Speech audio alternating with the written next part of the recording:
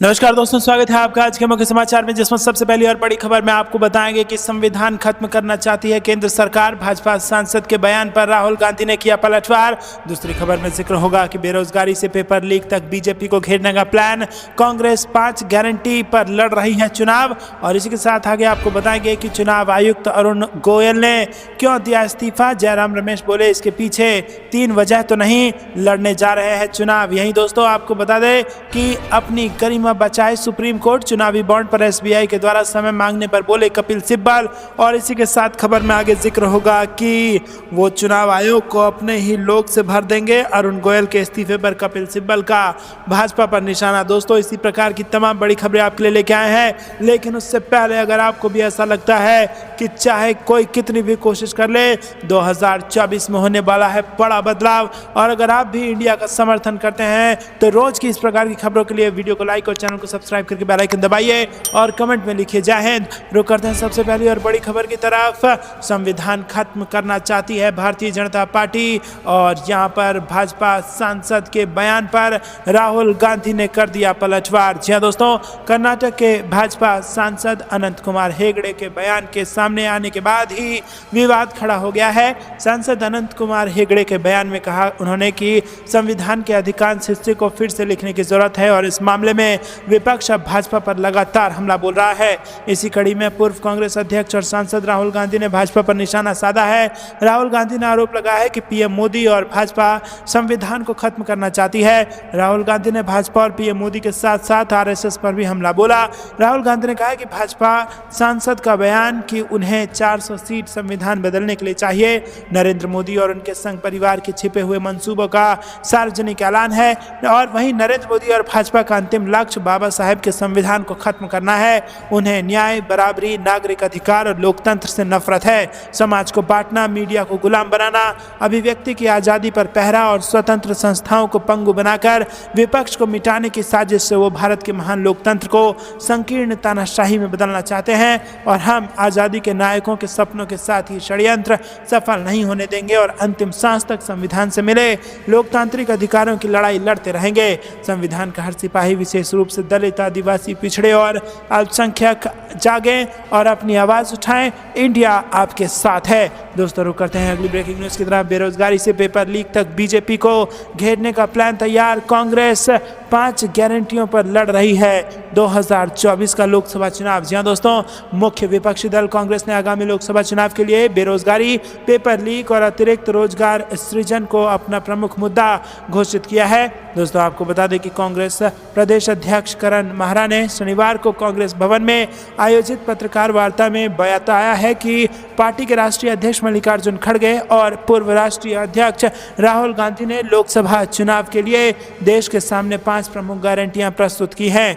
दोस्तों इसमें विभिन्न विभागों में खाली पड़े 30 लाख पदों को भरते हुए बेरोजगारी की समस्या का समाधान करना प्रमुख रूप से शामिल है, और इसके अलावा सरकार विभिन्न विभागों में अतिरिक्त रोजगार का सृजन करेगी। उन्होंने कहा कि केंद्र में कांग्रेस की सरकार बनने पर यह स्नातक या डिप्लोमाधारी को आजीविका की गारंटी प्रदान की जाएगी। साथ ही पेपर लीक रोकने के लिए ठोस व्यवस्था की जाएगी। महारा ने कहा कि आधुनिक अर्थव्यवस्था में करोड़ों लोग गिग वर्कर के रूप में अपनी आजीविका कमा रहे हैं, लेकिन उनके लिए कोई सामाजिक सुरक्षा नहीं है।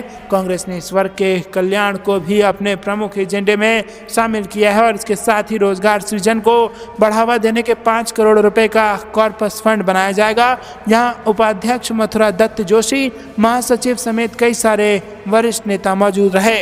रुक करते हैं अगली ब्रेकिंग न्यूज की तरफ। चुनाव आयुक्त अरुण गोयल ने दिया इस्तीफा। जयराम रमेश बोले इसके पीछे कहीं 3 वजह तो नहीं, क्या लड़ने जा रहे हैं चुनाव। जी हां दोस्तों, लोकसभा चुनाव की तारीखों के ऐलान से ठीक पहले चुनाव आयुक्त अरुण गोयल के इस्तीफे पर कांग्रेस महासचिव जयराम रमेश ने सवाल खड़े कर दिए हैं और कहा है कि अरुण गोयल ने इस्तीफा दिया, इससे मेरे मन में 3 कारण आए हैं कि क्या उनके और मुख्य चुनाव आयुक्त के बीच में मतभेद आ गए हैं, क्या उनके और मोदी सरकार में कुछ मतभेद आ गए हैं।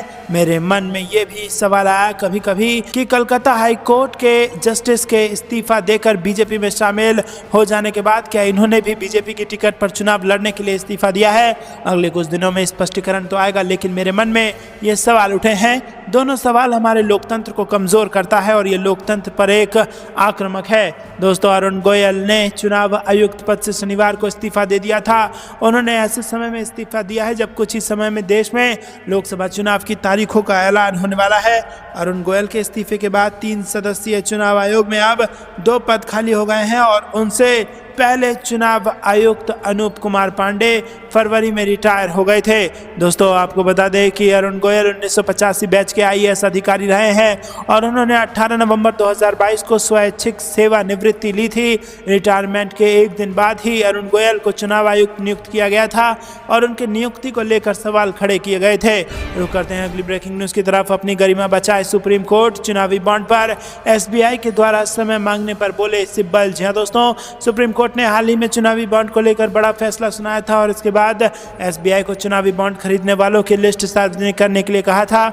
इस मुद्दे पर एजेंसी को दिए गए एक इंटरव्यू में राज्यसभा सांसद और वरिष्ठ वकील कपिल सिब्बल ने कहा कि सुप्रीम कोर्ट को अपनी गरिमा की रक्षा करनी चाहिए। कपिल सिब्बल ने चुनावी बॉन्ड मुद्दे पर एसबीआई की याचिका के संदर्भ में कहा कि यह उच्चतम न्यायालय की जिम्मेदारी है कि वो अपनी गरिमा की रक्षा करे। जब संविधान पीठ फैसला सुना सकती है तो एसबीआई की याचिका को स्वीकार करना आसान नहीं होगा।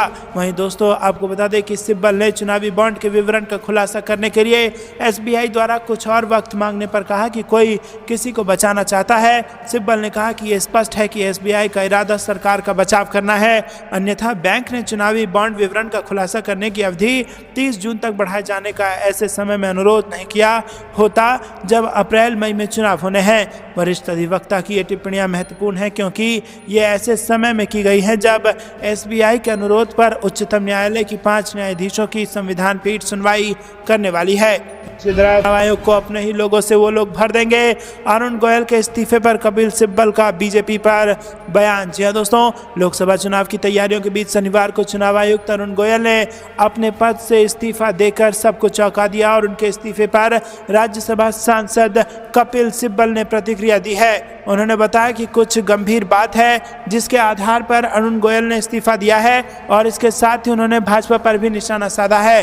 अरुण गोयल ने कहा कि ये निश्चित रूप से आश्चर्यजनक है। अगर चुनाव से ठीक पहले आप इस्तीफा देते हैं तो जाहिर है कि कुछ गंभीर बात है जिसके आधार पर उन्होंने इस्तीफा दिया होगा और मैं उस कारण का अनुमान नहीं लगा सकता हूं, लेकिन जाहिर तौर पर मतभेद का कुछ तो तत्व है, खासकर जब उनका कार्यकाल अभी खत्म नहीं हुआ था। रुक करते हैं अगली ब्रेकिंग न्यूज की तरफ।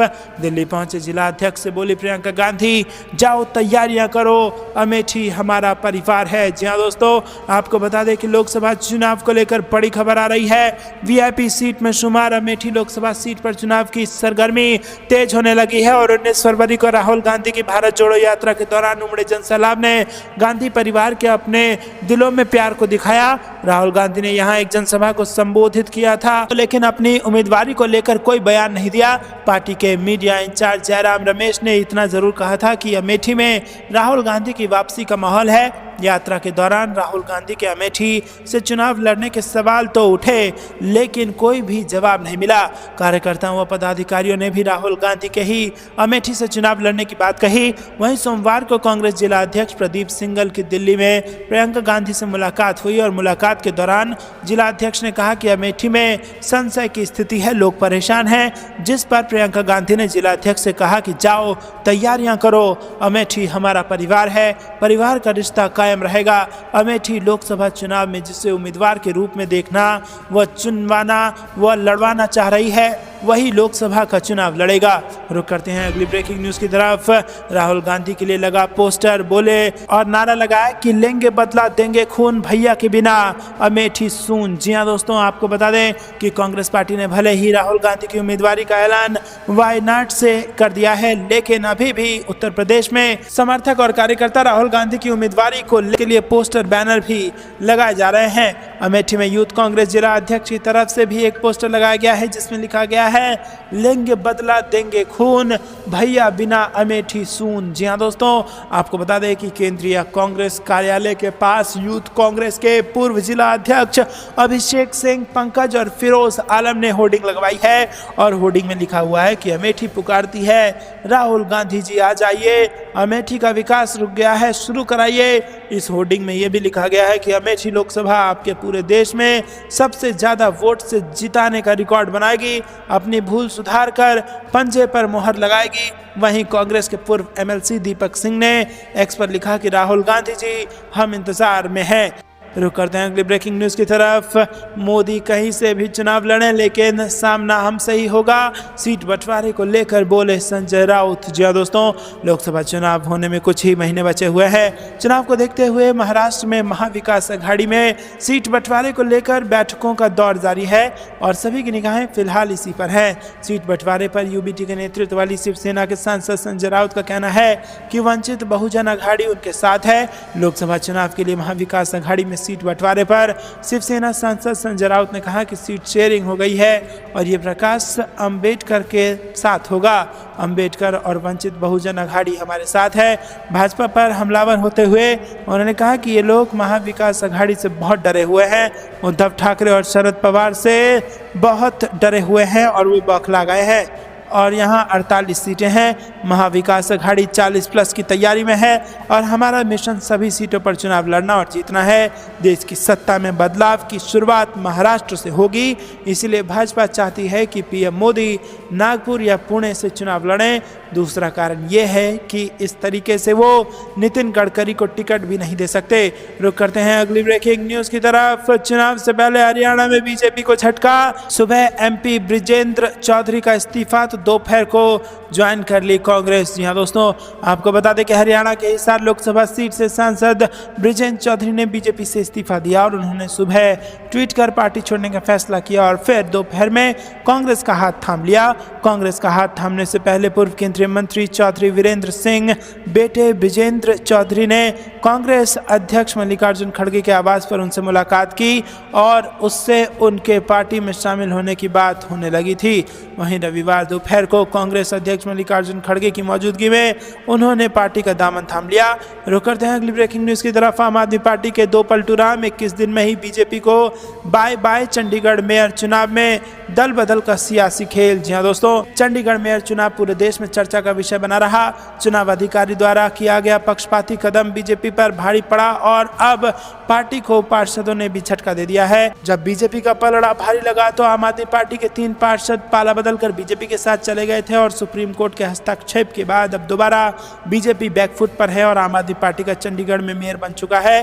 तो एक बार फिर आम आदमी पार्टी से बीजेपी में गए 2 पार्षद ने आम आदमी पार्टी में अपनी घर वापसी करा ली है और बीजेपी में गए दोनों पार्षद फिर से आम आदमी पार्टी में आ गए हैं और इसमें पूनम देवी, गुरचरण काला और नेहा मुसावत का नाम शामिल है और दोनों ने 18 फरवरी को बीजेपी से हाथ मिलाया था, लेकिन अब फिर से आम आदमी पार्टी की झाड़ू थाम ली है। अब चंडीगढ़ मेयर चुनाव का मामला सुप्रीम कोर्ट गया था तो कोर्ट में सुनवाई होने से ठीक पहले ही ये तीनों पार्षद बीजेपी में चले गए थे और भाजपा के राष्ट्रीय महासचिव ने पूर्व प्रदेश अध्यक्ष के साथ उनका पार्टी में स्वागत करते हुए कहा था कि पार्षदों को पूर्ण मान सम्मान मिलेगा। रुक करते हैं अगली ब्रेकिंग न्यूज की तरफ। वरुण गांधी को टिकट कटने का डर, बीजेपी कार्यकर्ताओं से अलग बनाई 900 सदस्यों की चुनावी सेना। जी हाँ दोस्तों, आपको बता दें कि वरुण गांधी और उनकी मां मेनका गांधी के टिकट कटने को लेकर अटकलें लगाई जा रही हैं और केंद्र सरकार की नीतियां विशेषकर कृषि और स्वास्थ्य को लेकर वरुण गांधी लगातार अपनी ही पार्टी को घेरते रहे हैं और इसके अलावा वरुण गांधी बेरोजगारी को लेकर भी अपनी सरकार को कटघरे में खड़ा कर चुके हैं। वरुण गांधी के मुखर विरोध को देखते हुए अटकलें लगाई जा रही हैं कि उनका और उनकी मां का टिकट कट सकता है। बीजेपी की ओर से जारी की गई अभी तक की लोकसभा उम्मीदवारों की लिस्ट में वरुण गांधी और उनकी मां मेनका गांधी का नाम नहीं है। वरुण गांधी बीजेपी से टिकट मिलेगा या नहीं, इसकी अनिश्चितता के बीच अपने संसदीय क्षेत्र पीलीभीत में अपनी निजी चुनावी सेना खड़ी कर दी है उन्होंने, जो पिछले 6 महीने से उनके निर्वाचन क्षेत्र में वोटरों के बीच ब्रांड वरुण को प्रचारित कर रही है। रुक करते हैं अगली ब्रेकिंग न्यूज की तरफ। लोकसभा चुनाव 2024, लालू यादव की पार्टी आरजेडी ने कसी कमर, वह वॉर रूम तैयार, तेजस्वी हर बूथ की जानकारी ले रहे। जी हाँ दोस्तों, यहाँ पर आगामी लोकसभा चुनाव को लेकर आरजेडी का वॉर रूम तैयार है और हर एक पंचायत व बूथ स्तर तक की जानकारी जुटा रहा है। वॉर रूम से प्रमंडल से लेकर बूथ स्तर तक की विभिन्न कमेटियों को सौंपी जा रही जिम्मेदारियों की निगरानी की जा रही है और प्रदेश आरजेडी कार्यालय के ऊपरी तल पर एक बड़े से कमरे में 6 कंप्यूटर लगाए गए हैं और इन कंप्यूटरों पर तकनीकी विशेषज्ञों को तैनात किया गया है। पार्टी सुप्रीमो लालू यादव और तेजस्वी पूरे चुनावी अभियान की मॉनिटरिंग कर रहे हैं। वहीं वॉर रूम के माध्यम से पार्टी के राष्ट्रीय कार्य समिति के सदस्य एवं पदाधिकारियों से लेकर बूथ स्तर तक के कमेटियों के सदस्यों के नाम, पता एवं बूथ संख्या इत्यादि की जानकारी एकत्र की गई है। पार्टी के प्रदेश अध्यक्ष जगदानंद सिंह इस वॉर रूम पर नजर रखते हैं और इनके माध्यम से ही प्रमंडलीय प्रभारी, जिला अध्यक्ष एवं प्रधान महासचिव एवं प्रखंड अध्यक्ष एवं प्रधान महासचिव सहित अन्य पदाधिकारियों को दिशा निर्देश दिया जा रहा है। रुक करते हैं अगली ब्रेकिंग न्यूज की तरफ। कांग्रेस ने किया लोकसभा चुनाव में केरल की सभी सीटों पर जीत का दावा। पिछली बार 19 सीटें थी लेकिन इस बार 20 की 20 होंगी। जी हाँ दोस्तों, देश भर में सभी पार्टियों ने लोकसभा चुनाव को लेकर अपनी तैयारियां तेज कर दी हैं। सभी पार्टियां अपनी सीटों की जीत का दावा कर रही हैं और इसी बीच कांग्रेस महासचिव केसी वेणुगोपाल ने केरल में रोड शो किया जिसमें राज्य के कई प्रमुख पार्टी नेता और कार्यकर्ता उनके शामिल हुए। इस रोड में शामिल पार्टी नेता रमेश चेन्निथला ने कहा कि केरल के लोग पूरी तरह से कांग्रेस के नेतृत्व वाले यूडीएफ के पक्ष में हैं। पिछली बार हमने 19 सीटें जीती थी लेकिन इस बार हम राज्य की सभी 20 सीटें जीतने जा रहे हैं। कांग्रेस नेता रमेश चेन्निथला ने कहा कि केरल के लोग पूरी तरह से कांग्रेस के नेतृत्व वाले यूडीएफ के पक्ष में हैं और पिछली बार हमने 19 सीटें जीती थी लेकिन इस बार हम 20 की 20 सीटें जीतने जा रहे हैं। उन्होंने कहा कि लोग केंद्र और पिनराई विजयन सरकार के खिलाफ हैं। इन दोनों सरकारों ने केरल के गरीब और दलित लोगों के लिए कुछ नहीं किया। राज्य सरकार सभी मोर्चों पर विफल रही है और यही सच है। यही कारण है कि लोगों को लगता है कि इस बार इंडिया गठबंधन को सत्ता में आना चाहिए और वो सभी कांग्रेस का समर्थन कर रहे हैं। रुक करते हैं अगली ब्रेकिंग न्यूज की तरफ, जहां पर आपको बता दें कि आगरा में भाजपा सांसद का विरोध, क्षत्रिय समाज ने विरोध में लगाए पोस्टर। जी हां दोस्तों, मोदी सरकार में मंत्री और आगरा के सांसद एसपी सिंह बघेल को मुश्किलों इस बार उनकी बढ़ती जा रही है और भाजपा के कार्यकर्ताओं ने ही उनकी मुश्किलें बढ़ा दी है। एसपी सिंह बघेल की राह में यहां पर विधानसभा एतमादपुर का क्षेत्रीय समाज रोड़ा बनकर खड़ा हो गया है। गांव-गांव जाकर क्षत्रिय समाज के लोग महापंचायत के लिए जनसंपर्क कर रहे हैं और ये बात एकदम स्पष्ट तब हो गई जब शनिवार सुबह लोग घरों से निकले तो चौराहे पर पोस्टर देखे जिन पर लिखा हुआ था, मोदी योगी तुमसे बैर नहीं लेकिन एसपी सिंह की खैर नहीं। दोस्तों रुक करते हैं अगली ब्रेकिंग न्यूज की तरफ। अभिषेक बनर्जी का भाजपा सरकार पर तंज, कहा मोदी की गारंटी यानी जीरो वारंटी। ये पंजाबी को कहते हैं खालिस्तानी और मुस्लिम को पाकिस्तानी। जी हाँ दोस्तों, तृणमूल कांग्रेस के महासचिव और लोकसभा सांसद अभिषेक बनर्जी ने कहा है कि बीजेपी पर तंज कसा है उन्होंने कहा है कि इनके नेता पंजाबियों को खालिस्तानी कहते हैं और बंगाली को बांग्लादेशी और मुस्लिम को पाकिस्तानी बुलाते हैं। अभिषेक बनर्जी कोलकाता के ब्रिगेड परेड ग्राउंड में जनसभा को संबोधित कर रहे थे। टीएमसी लोकसभा चुनाव को ध्यान में रखते हुए कोलकाता में जन गर्जन सभा का आयोजन कर रही है। रुक करते हैं अगली ब्रेकिंग न्यूज की तरफ, जहां पर आपको बता दें कि बीजेपी के 100 से अधिक सांसद हारेंगे। बौखलाहट में 400 पार का नारा, गुलाम अहमद मीर का बड़ा बयान। जी हां दोस्तों, कांग्रेस झारखंड के प्रभारी गुलाम अहमद मीर ने कहा है कि बीजेपी के 100 से ज्यादा सांसद चुनाव हार जाएंगे। बीजेपी को इंटरनल सर्वे में यह पता चल चुका है और उनकी अपनी रिपोर्टिंग में है कि 2019 में बीजेपी की जो 330 सीटें थी उसमें 100 से अधिक सीटें वो लूज कर रहे हैं और प्रधानमंत्री नरेंद्र मोदी बौखलाहट में 400 पार का नारा दे रहे हैं। और ये सारी बातें प्रभारी मीर ने मीडिया से बातचीत के दौरान सर्किट हाउस में कही।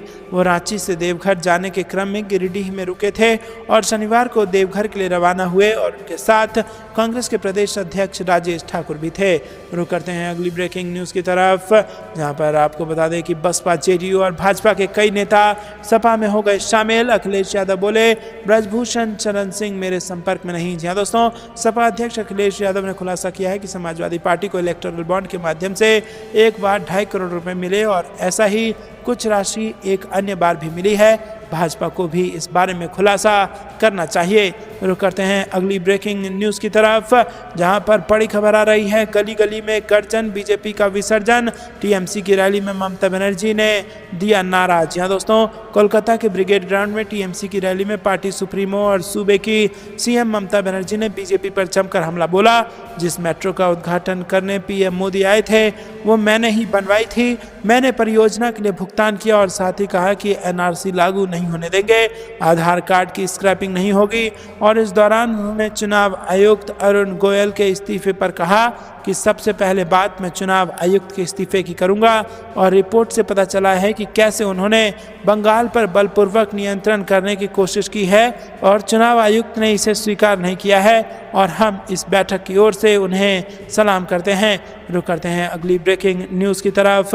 ओम प्रकाश राजभर का घोषी में विरोध, बागी बीजेपी नेता बोले योगी से बैर नहीं, ओम प्रकाश की खैर नहीं। जी हाँ दोस्तों, उत्तर प्रदेश में एनडीए ने गठबंधन के तहत ओपी राजभर की पार्टी सुभाषपा को घोसी लोकसभा सीट दिया है। घोसी लोकसभा सीट ओपी राजभर के लिए मुश्किल पैदा कर सकती है क्योंकि बीजेपी के बागी नेताओं ने ओपी राजभर का खुलकर विरोध करना शुरू कर दिया है।